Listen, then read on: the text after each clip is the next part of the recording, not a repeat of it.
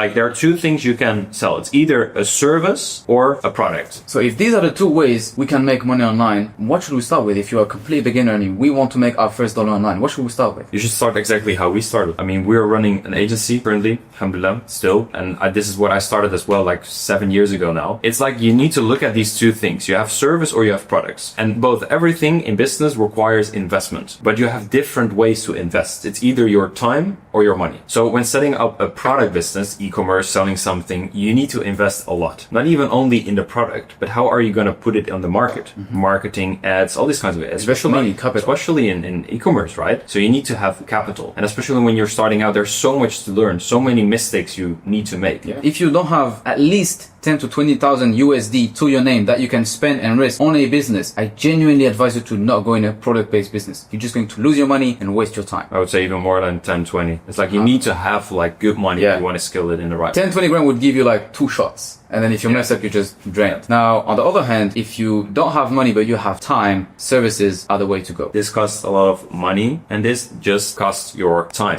So you learn a skill and you sell it. But before we dive into that, let's look at the foundational rule of business. A business must generate money. I mean, that's the goal of running a business. But how does that work? How does money work? When you're talking about what to sell, we need to understand this psychology of money. So money comes from delivering value, and value comes from solving problems. The bigger the problem you solve, the more money you can charge. The bigger the problem you solve, the more value you can deliver. So this is the foundational rule of business. And especially when talking about the thing that we're gonna dive deeper in today, is like how to set up a service-based business, online business in the halal way. We just need to search a person who's like facing problems. Ideally, a business guy. Business to business works good, but you can't even do business to consumer with services. But most of the time, business to business works good. So you need to money overall. Just businesses have money to invest. They're already used to investing. So you need to identify a problem that these business owners are facing. Exactly. I can give examples of my business. I post marketing videos. So we advertise our products. Yeah. I have a lot of people that help me do this specific type of marketing. So they could be people who are experts with ads. They could be people who are experts with copywriting and scripting. They could be video editors. These are all service providers that help me fix my problems. I don't know how to edit YouTube videos. I don't know how to write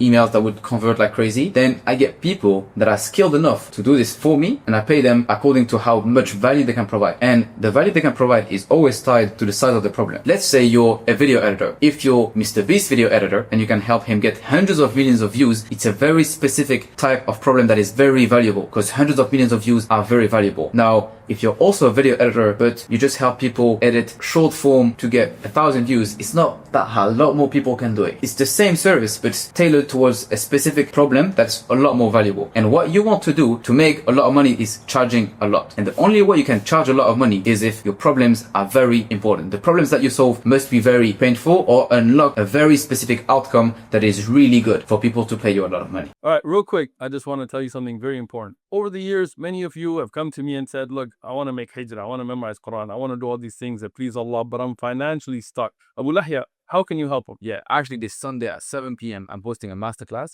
that I spent over 50 hours preparing, where I share exactly how I've done it, how they can do it too. There's over 2,000 Muslims that already use this method along Barak, and I'm sharing everything but completely free. It's at 7 p.m. UK time or 2 p.m. Eastern time, and it's live. Like literally, you can speak in the chat. You can get the link below. Yeah, they can click the link below, check the slots, and register your spot. It's very important that they show up live because it's a live training. So we need to identify and find problems. And then on the other side, there is you. You can help to solve these problems. And especially nowadays, by just having a laptop or even a mobile phone, it is enough to, if you develop a skill that can solve this problem, then on this way out, there's the money. It's you learning a skill. Let's say a problem can be us here. We wanted to record a video.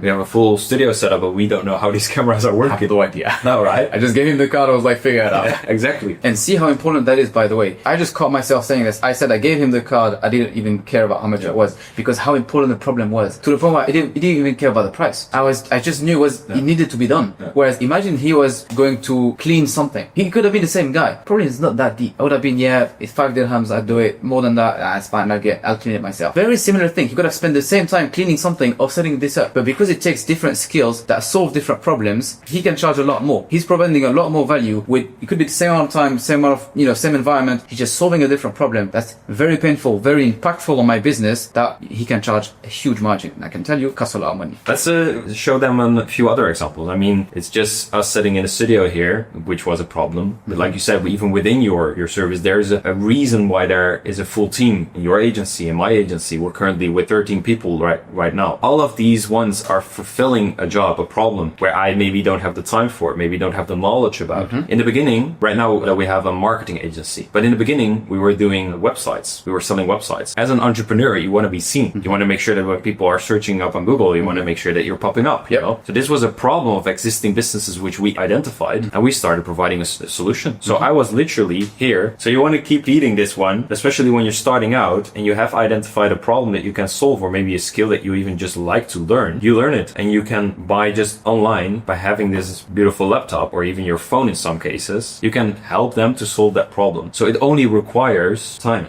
that you put into developing yourself and developing your knowledge about that skill so you can solve problems. There are two ways to do that, I would say. You could re-engineer from here. So you can search a problem in the market and you can think like, hey, how can I solve that problem? Or you can do the other way around. You can say like, hey, I just like being creative. Let me see what I can learn, what high value skill, because it needs to be high value. If you're just solving something very simple, you cannot charge enough for that. So either you start with the problem or you start with what do you like? I mean, in the beginning, I was very creative. I just loved designing and all of that. So I started with like, I love creating websites. Let me search people who actually need websites. Yeah. So there are two ways to, set that up for yourself. And there are hundreds of different services. But I would say this is a very crucial part, because if you're looking at how much money you can charge and how much money you can make, there's you, that's over here, and you have a lot of presets. You have your passions, you have your skills and everything, right? A lot of people, when they want to start a business, they take this, they shrink it and leave it on the side, and then they try and create a new themselves and have a new preset and try and relearn everything. Whereas you could just look at all the stuff that you know already, the skills that you already have, the passions that you already have, the things that you actually enjoy and that you actually can solve. You can just trace back the life that you had and look, okay, last year, what was the biggest problem that I solved? What's the main thing that I achieved? I'm pretty sure I can help someone else achieve the same thing. Or what's something I'm really knowledgeable about? Personally, for me, it was marketing. I knew exactly how to market. I could come and sell anything. I could sell water to a fish. Now, the thing is, alhamdulillah, I was lucky enough to like something that also helps make a lot of money. But just like you said, you had passions for designs. Now, someone could say, okay, I'm passionate about design, and then I'll design on the weekend, and I'll do this on the weekend, and I'll do this on the side when I have time. But for business, I'll try and find something else. And that's, I think, one of the main mistakes that people have. That's how they end up, saying, I make money with, I don't really like what I do, etc. So if you want to enjoy your business, you can match your passions with your business. And the way to do this is exactly like Tom mentioned. You want to look at the presets that you already have, the problems that you already know how to solve, the skills that you already have, and then look on the market for people that would need those problems. And an advice that this is golden nugget, you want to look for the richest people in your market that have this specific problem. So I even know a brother who loves doing sports. Mubarak goes to the gym looking good, mashallah. And this brother turned that passion and these interests into his job. He's now training high level individuals, helping them with their food, their lifestyle, and setting up proper programs to sport. Especially for entrepreneurs, this is a big problem. We talked about that in the beginning as well. I mean, it's a challenge to stay fit. It's important, and everyone knows that. But especially as an entrepreneur, it's a stress. It's hard. So he's solving a big problem. And even with his passion with sports, he's now charging thousands of dollars. So your friend that you mentioned managed to use his skills and monetize his passion and still make top dollar, Allahumma barik, by charging high net worth individuals.